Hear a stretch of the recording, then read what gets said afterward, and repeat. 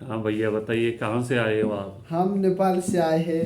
और आपका नाम वगैरह क्या मेरा नाम? नाम है अशोक रोकाया। हाँ, अशोक। नेपाल लोकदोरी हाँ, तो आपका गात्याम। नेपाल में कहाँ से हो? नेपाल का पूरा एड्रेस जहाँ पे रहते हो। मैं जुम्ला मध्यपश्चिम कर्णाली अंचल निवासी बाँसकोट 5 कालीकोट में और जिला? रहता हूँ। मैं जिला का नाम है मानवा। हाँ। कालीकोट में रहते हैं हम। अच्छा। गांव का नाम बाँसकोट है। वहाँ से आए हम इधर शिलाजीत बेचने के लिए। और हम थोड़ा बहुत इसमें गाना चाहते हैं, जैसे कि नेपाल का लोकदोरी गाने के लिए। जैसे लोकदोरी मतलब क्या होता है, जैसे सॉन्ग जैसा ही होता है तो इंडिया आप का जैसे। नेपाल से ताल्लुकात रखते हो, एक नेपाली, और अपना इंडिया में भारत में जो है कुछ बेचने को शिलाजीत वगैरह केसर और क्या क्या सेल करते हो, क्या बेचते हो? शिलाजीत केसर हींग पहाड़ी धनिया नजला जुकाम सर्दी का तेल बेचते हैं। अच्छा, तो नेपाल में आप फिर ये पूरा साल यहीं घूमते हो? कितना टाइम रहते हो वहाँ पे, कितना? नहीं, हम सर्दी सर्दी घूमते हैं। और बाकी वहाँ पे नेपाल में रहते हो? हाँ, बाकी नेपाल में रहते हैं हम। तो कैसा है आपका देश नेपाल, अच्छा है? बस अभी तो ठीक ही है। तो लेकिन आपको काम धंधा करने के लिए भारत में आना पड़ता है और बाकी आधी ज़िंदगी नेपाल में। तो कैसा लगता है ये भारत देश? अब भारत देश बढ़िया है, लेकिन हमारे रोजी रोटी के लिए अब इधर आना पड़ता है। अब पेट के लिए इधर इंडिया में आने के लिए हमारे लिए खुला है। उसके लिए भारत सरकार से बहुत बहुत धन्यवाद देना चाहता हूँ। हाँ, यानी कि नेपाल और भारत में अपना आना जाना है, नेपाल और हाँ, भारत की दोस्ती है। दोस्ती और और रोटी और बेटी का संबंध है नेपाल और भारत। ऐसा देश है कि हम भी भारत आ सके, नेपाल भारत का आदमी भी नेपाल जा सके। तो हमारा रोजी रोटी इंडिया से चलता है। और इसके लिए इंडिया में हम आने की आ रहे हैं, तो खुला करने के लिए भारत सरकार को मैं बहुत बधाई देना चाहता हूँ। तो आपने मोदी सरकार का धन्यवाद दिया। पिछले दिनों आपके नेपाल में कुछ वो सामाजिक उथल पुथल हुआ, अभी सरकार वहाँ से गया है, कुछ तानाशाही थी, कोली सरकार थी, प्रधानमंत्री थे, अब कौन है वहाँ पे प्रधानमंत्री? अभी सुशीला सुशीला करके है अभी प्रधानमंत्री। वो पहले ही भ्रष्टाचार थे, ज़्यादा भ्रष्टाचार हुआ। ज़्यादा बाहर से अब देश के हर चीज़ बाहर दिया, इसीलिए भ्रष्टाचार ज़्यादा हुआ। नेपाल में विकास नहीं हुआ, इसीलिए आतंक मचाया हम जनजी टीम ने। और अभी नया प्रधानमंत्री सुशीला का करके बनाया है। अब उसको भी देखते हैं क्या क्या कैसे करती है। उसके बाद 6 महीने बाद दोबारा चुनाव होगी, तो 6 महीना तक हम उसका भी दो कोई देखेंगे। अभी जैसे आप नेपाल के अंदर जो उल्ट पुल्ट हुआ है अभी नहीं है, तो आपका हिंदू धर्म से हो क्या? हिंदू धर्म, हमारा हिंदू धर्म है। 5% नेपाल में मुसलमान है और सारे हिंदू है। अच्छा, तो कुल मिला के भारत और नेपाल की संस्कृति एक है, और लोगों का जैसे आपने रोटी बेटी का बताया रिश्ता, तो तकरीबन भारत में काफ़ी नेपाली रहते हैं, रोजगार के लिए आते हैं, होटल का व्यवसाय हो गया जैसे कोई बेचने का। तो कुल मिला के भारत सरकार और भारत देश के लोगों से कैसे महसूस करते हो, कैसे लगता है भारत आपको? भारत एकदम बढ़िया लगता है। हमारे नेपाल के जनता भारत में कम से कम 1 करोड़ तक नेपाली जनता भारत में है। अब देखो, भारत का आदमी बाहर नहीं जाता है, अपने देश में विकसित है, सब बढ़िया है। इसीलिए देश धनी है, इसीलिए अब इंडिया के लोग इधर ही रहते हो। लेकिन हमारा कुछ ऐसा देश है कि कुछ लोग नेपाल का जो चाइना को साथ देते हैं, जो भारत के विरोधी गतिविधियां करते हैं, जैसे पाकिस्तान हो गया, बांग्लादेश हो गया, तो भारत के सरकार के विरुद्ध कार्य करते हैं। तो ऐसा नहीं करना चाहिए, नेपाल के लोगों को भारत का नहीं नहीं साथ देना चाहिए। नहीं नहीं, नेपाल नेपाल हर बार में भारत को भी साथ देता है।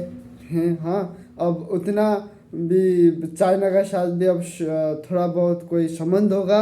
और भारत का जैसा संबंध बाहर नहीं है नेपाल ओके, का। चलो आपकी चाय भी आ गई और ये लड़का आ गया चाय देने। तो कुछ नेपाली सुनाओ, क्या लोक संस्कृति सुनाओगे? वैसे तो भारत और नेपाल की एक संस्कृति, एक विचारधारा, तो और एक लोगों का रहन सहन, एक जैसे लोग, एक धर्म, तो कुछ सुना दो। क्या सुनाओगे? हम सुनाएंगे शिव जी का थोड़ा बहुत कुछ अच्छा, सुनाएंगे। भोलेनाथ का। हाँ, भोलेनाथ का लोक दोहरी सुनाएंगे। अच्छा। शिवजी छन् पशुपति इन्डिया केदारमा, शिवजी छन् केदारनाथमा, शिवजी छन् केदार, मन छ मेरो इन्डियामा दोधार, मन छ मेरो इन्डियामा दोधार। तो भोलेनाथ को आप आराध्य देव मानते हो, अपने शिव भोले को, हैं? आज शिव जी को हम मानते हैं, पशुपतिनाथ में है। तो अभी आपने ये लॉकेट डाला है गले में ना? जी हाँ जी, ये 4 मुखी का रुद्राक्ष है। अच्छा। हम ये डालते हैं जैसे कि पशुपतिनाथ में गए। तो अभिनंदन जैसे अपने भारत में जैसे मिलते हैं लोग, जय श्री राम बोलते हैं, राम राम बोलते हैं, चाय डाल दो।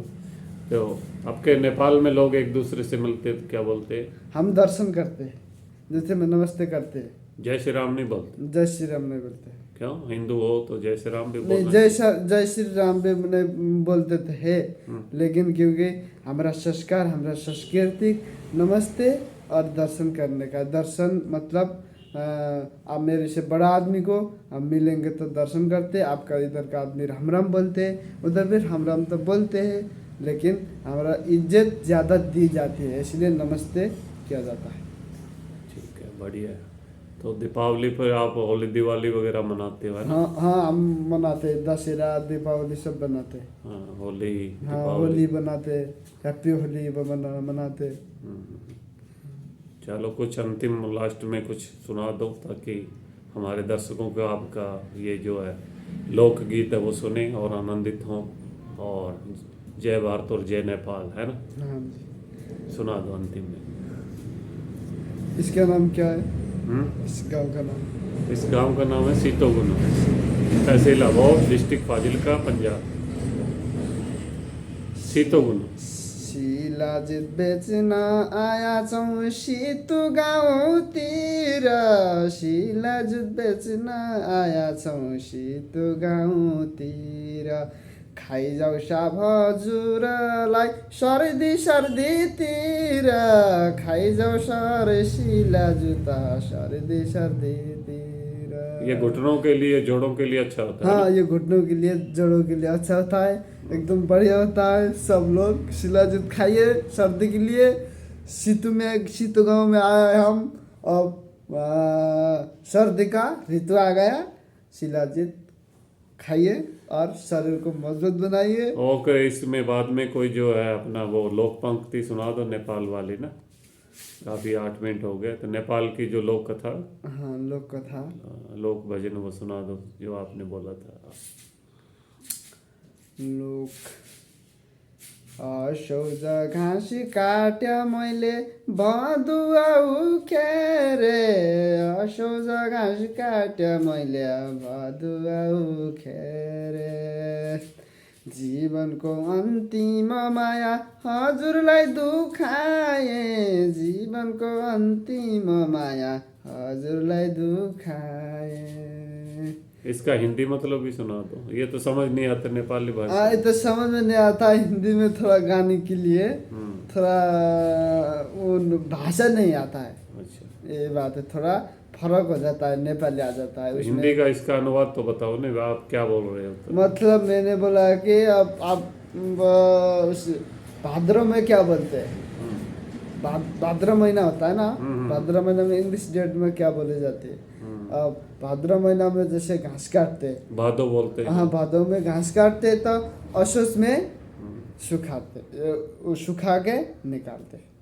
ठीक है, सुखा के निकालते, और आपका हमारा प्यार सदैव उसमें राखे बोला। भादो और असोज। बहुत बहुत धन्यवाद, थैंक यू, आपने ये इतना टाइम दिया ना। तो नेपाल और भारत, एक संस्कृति, एक जिंदाबाद। हाँ, एक जिंदाबाद, नेपाल भारत जिंदाबाद। Okay, thank you.